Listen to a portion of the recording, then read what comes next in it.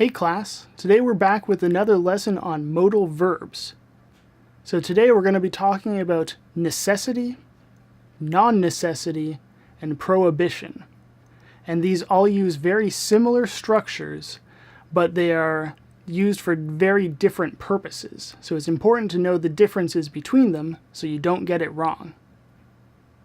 If we're talking about necessity, then we use the modal verb must or the modal expression have to.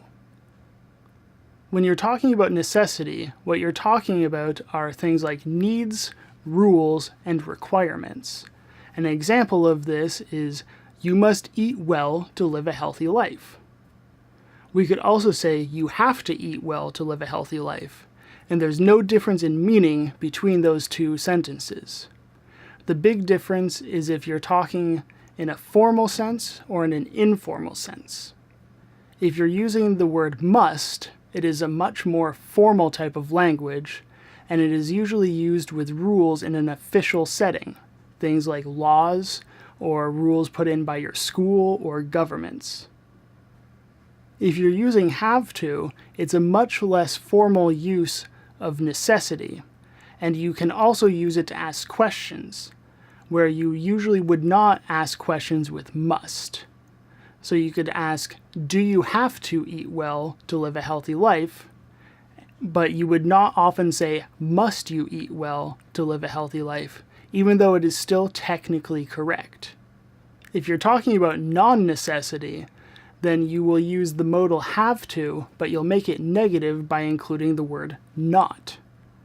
You use modals of non-necessity to talk about things that are not required for you to do.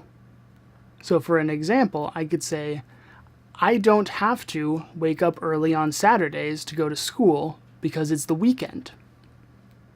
If you're going to talk about prohibition, you would use the modal must with a negation. So you would get must not. When you're talking about prohibition, what you're talking about are rules or laws against something. So for an example, you could say, you must not cheat on your grammar exams.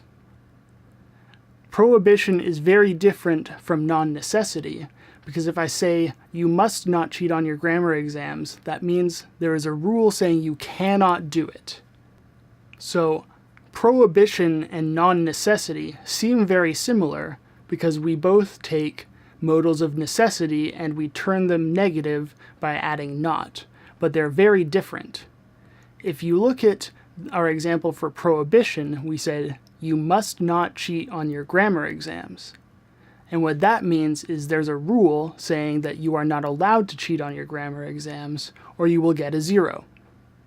If we said that you don't have to cheat on your grammar exams, that is not saying that there's a rule against it.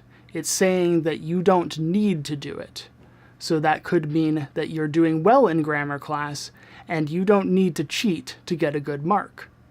It's important to remember the difference between prohibition and non-necessity because they have very different meanings in English.